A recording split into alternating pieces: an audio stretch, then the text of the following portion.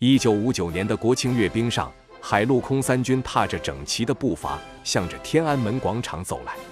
从抗战时期的小米加步枪，到抗美援朝时期有了初步的装甲部队，再到现在，我国已经不需要依靠别的国家帮助，就可以自行设计出强大的武器，组建属于自己的装甲坦克部队。中国在军事上面的进步让西方汗然。而这场阅兵仪式上的大家伙59式坦克一经亮相，就广受海外关注。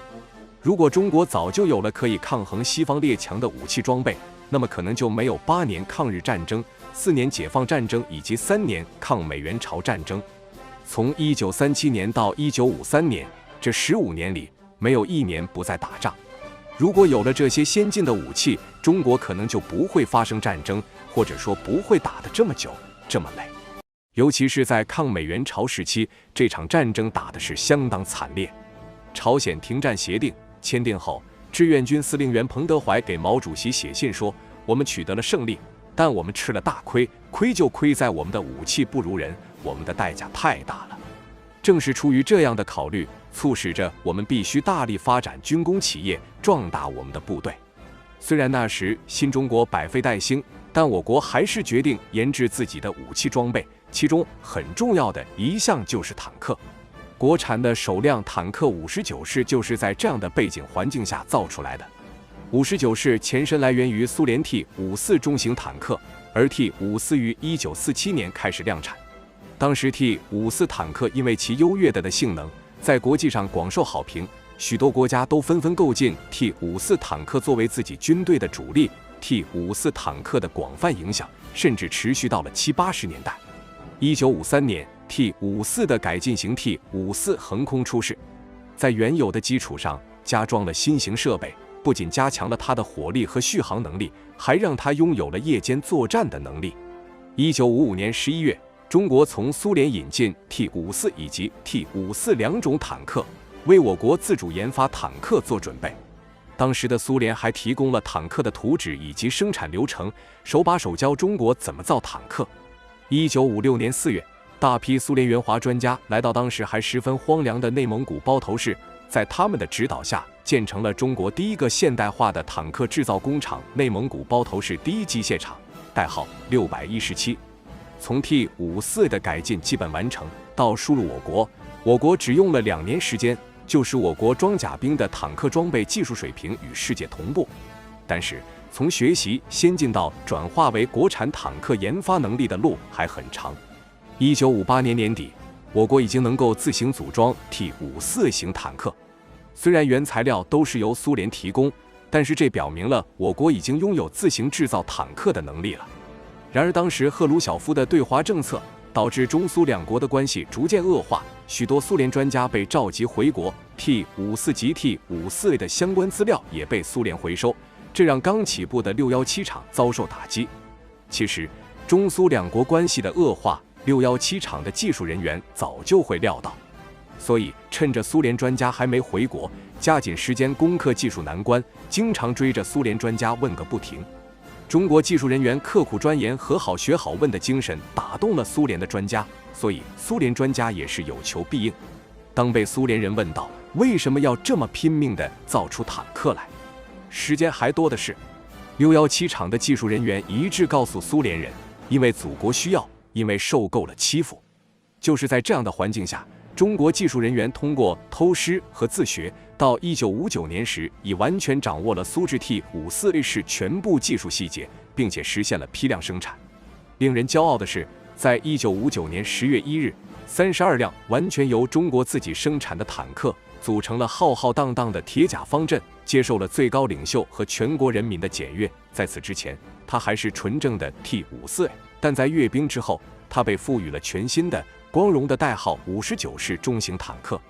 设计师之一的尤凤元曾回忆说，59式坦克先后经历了中苏混合车、14大部件车等阶段，在摸索中逐步实现了从零部件到整车的自主研发。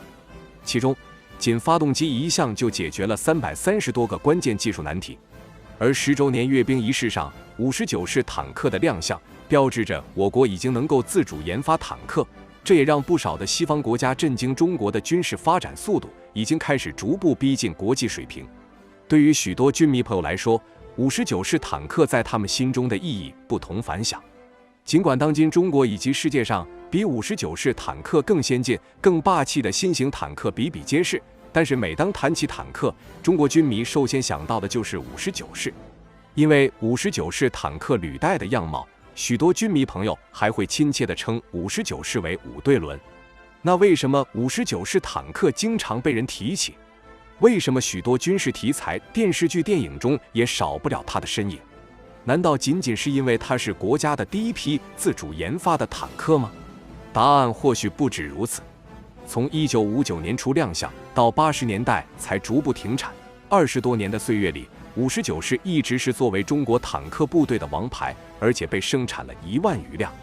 59式坦克在中国的服役时间很长，甚至在90年代还进行过重大改型，即 59D， 并将原有的59式按照该标准进行改型。59式中型坦克也是中国大量出口的坦克型号，巴基斯坦、伊朗、伊拉克、朝鲜、越南等国都有进口。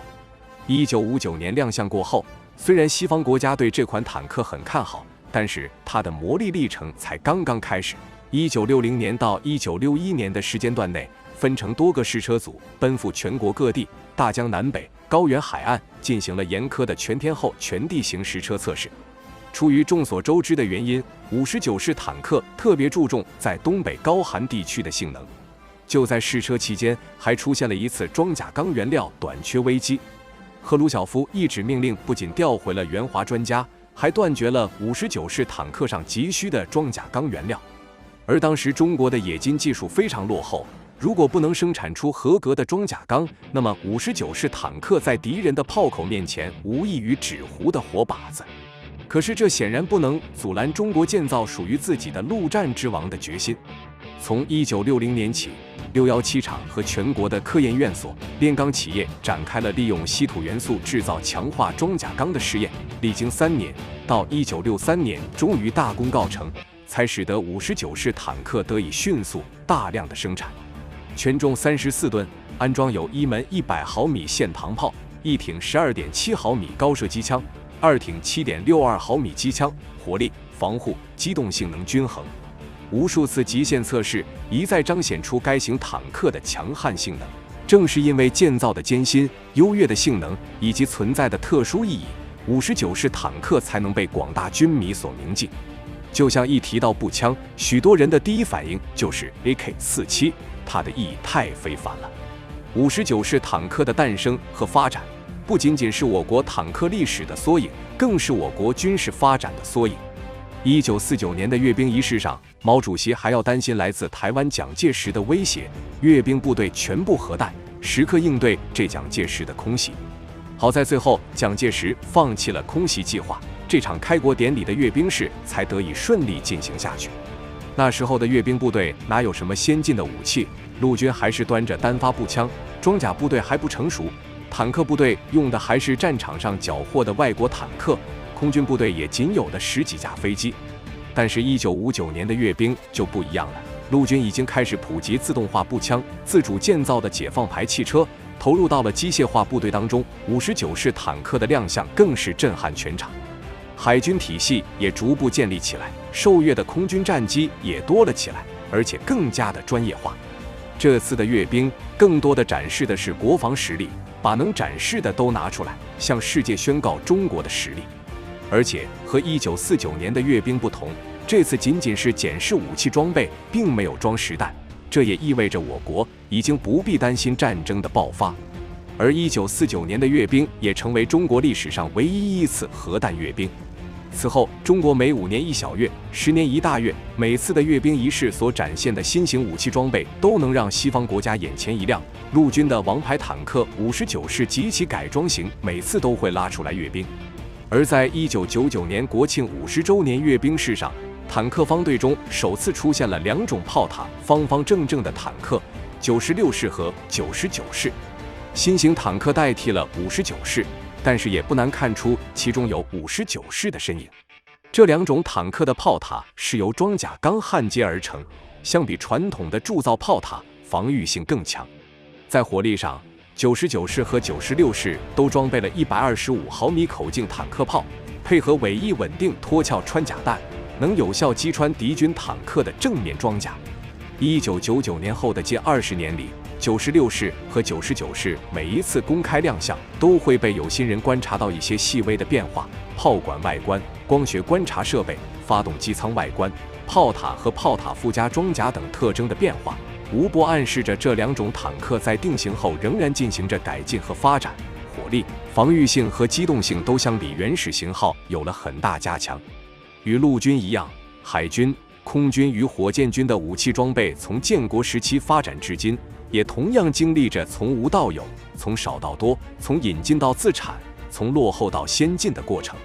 开国大典上的美制螺旋桨战斗机在60余年后被能超音速飞行、挂载多种对空对地武器的多用途喷气式战斗机所替代。海军的装备也从小舢板小炮舰演变成了多种型号的现代化作战和辅助舰艇，而火箭军更是白手起家，发展成如今的一支近、中、远程全覆盖、核常兼备的战略威慑和战术打击部队。59式坦克可以说是中国坦克史的开端，是中国坦克的老大哥。从99A 到外贸型 VT4、VT5 坦克，甚至到今后更多的最新型坦克，这些坦克的身上都离不开59式的身影。不光光是坦克、飞机、导弹，以及各式各样的新型武器，都是中国从零开始不断攻坚所获得的。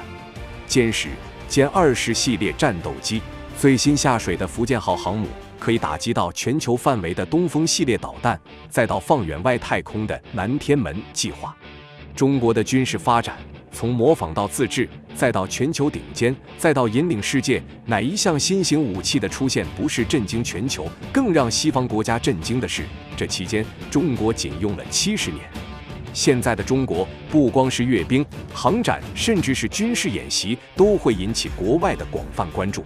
值得注意的是，现在的军事装备展览，或许是几年前就已经被研发出来的装备，最新的武器装备，只有国家才知道。这样的变化，不断地提醒着我们，国家是真的强大起来了。